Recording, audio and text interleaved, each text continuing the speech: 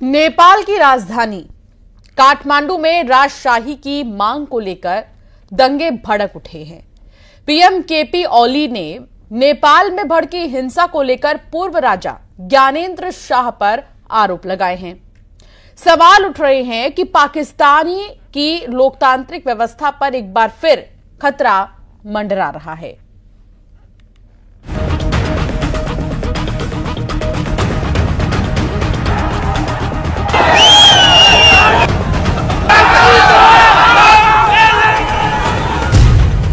राजशाही की मांग, नेपाल में भड़की हिंसा।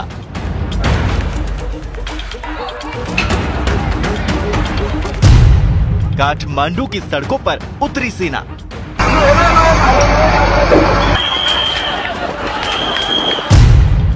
पूर्व राजा ज्ञानेंद्र पर हिंसा भड़काने का आरोप।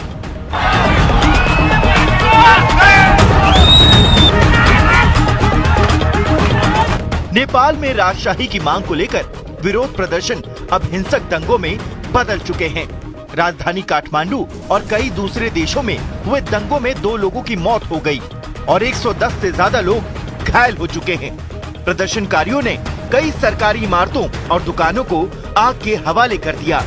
राजशाही की मांग करने वाले राष्ट्रीय प्रजातंत्र पार्टी ने भी इस हिंसक प्रदर्शन को हवा दी, जिसका नतीजा ये हुआ कि हालात बिगड़ते देख नेपाल सरकार ने काठमांडू में सेना तैनात कर दी और शहर में कर्फ्यू लगा दिया गया। प्रधानमंत्री केपी शर्मा ओली ने इन प्रदर्शनों को साजिश करार देते हुए सीधे तौर पर पूर्व राजा ज्ञानेंद्र शाह पर हिंसा भड़काने का आरोप लगाया है। संबंध स्थापना भएको पैसा। प्रधानमंत्री ओली ने संसद में बोलते हुए दावा किया कि पूर्व राजा ज्ञानेंद्र शाह ने देश में सामाजिक अशांति फैलाने के लिए उन लोगों के साथ हाथ मिलाया जिन्होंने बैंक के ऋण चुकाने से इनकार कर दिया। केपी शर्मा ओली ने कहा कि ज्ञानेंद्र शाह ने अपने घर पर अराजक तत्वों को बुलाकर एक तथाकथित कमांडर नियुक्त किया जो देश में हिंसा फैलाने की कोशिश कर रहा था।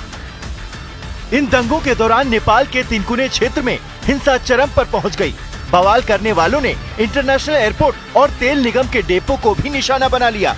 यही वजह है कि पीएम केपी ओली ने इसे आतंकी प्रदर्शन से जोड़ दिया है।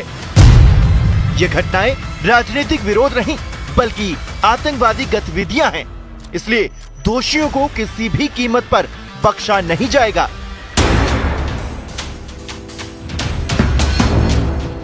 नेपाल में राजशाही की वापसी की मांग ने देश में एक बार फिर हिंसा और राजनीतिक अस्थिरता की ओर ढकेल दिया है। प्रधानमंत्री ओली की चेतावनी और सेना की तैनाती के बावजूद प्रदर्शनकारियों का गुस्सा थमने का नाम नहीं ले रहा है। अब बड़ा सवाल ये है कि क्या नेपाल में लोकतंत्र की जड़ें हिल रही हैं? क्या नेपाल एक बार फिर राजशाही की ओर लौट रहा है? जो भी हो, लेकिन हर चुनौती का सामना नेपाल की आम जनता को एक बार फिर से करना पड़ रहा है।